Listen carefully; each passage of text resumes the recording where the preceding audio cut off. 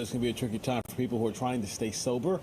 And for those in recovery from addiction, fighting the urge to drink can be the biggest challenge of all. Yeah, joining us now to help people survive the holidays sober is sobriety coach and mental health expert Dominic Chianese of the Paramount Wellness Retreat in Hamden, Connecticut. Nice to have you with us this afternoon. Lovely to be here with you. Thanks for having me. So I want to start off by asking this. How common is it for people to relapse during this holiday season?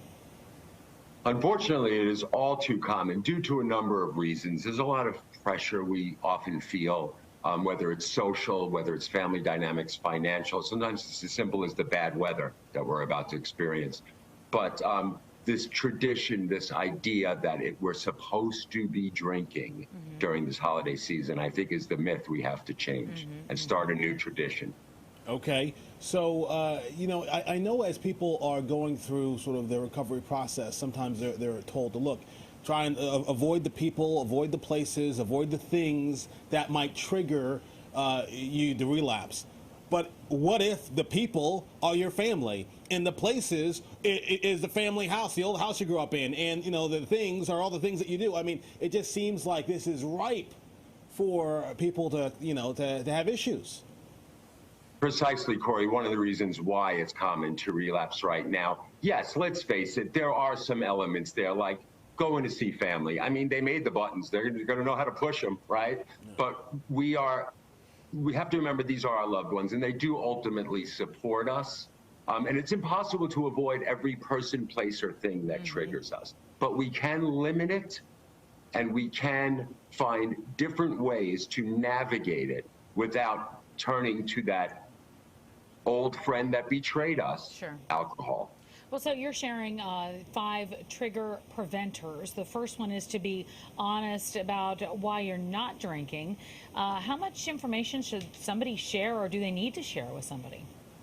That's a terrific question, Tamsin. I believe that you should do it according to your comfort zone. I believe anybody who is close to you will accept that you're trying to change for the better.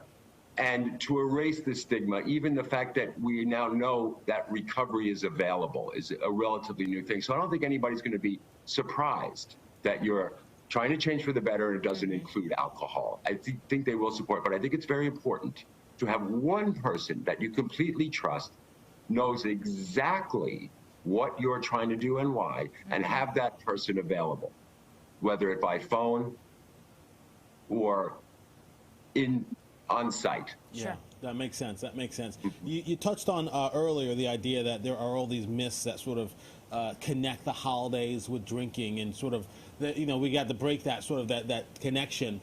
How do we actually change these connections in our mind between the holidays and a warm glass of wine or hot toddy, something like that?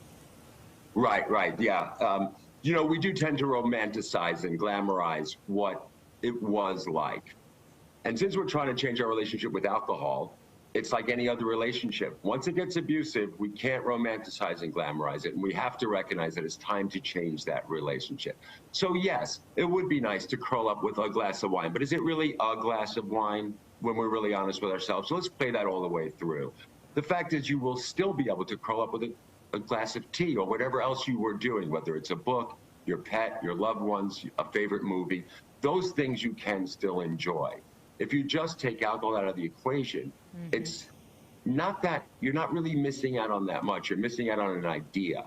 So yes, Corey, change the idea of how romantic and glamorous that is and really play that tape through. You'll realize you're not missing much with this breakup.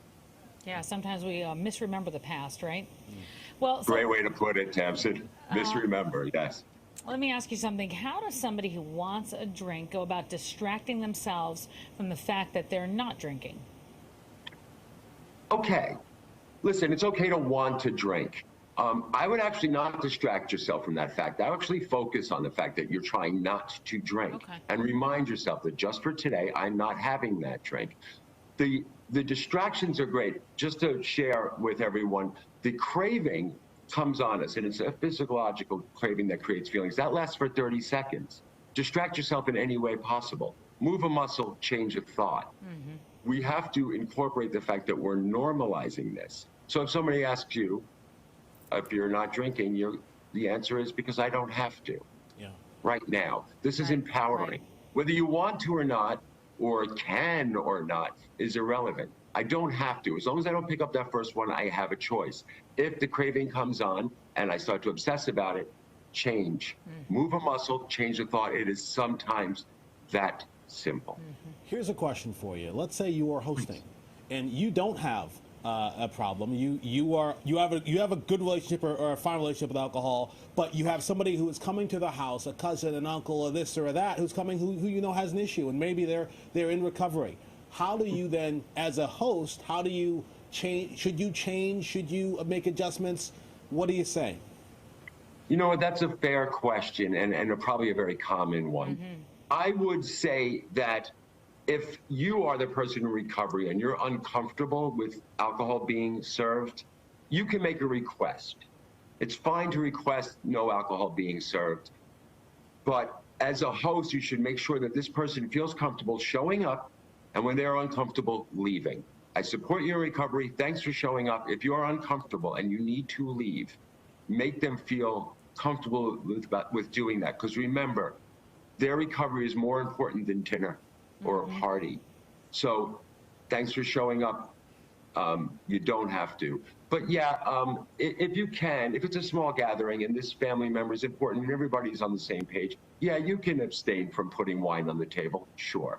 I feel like there's so many other options out there now, so many non-alcoholic options that they've made seemingly, you know, maybe that's another option for people. Absolutely. There's plenty of festive mocktails. Yeah. Mocktails.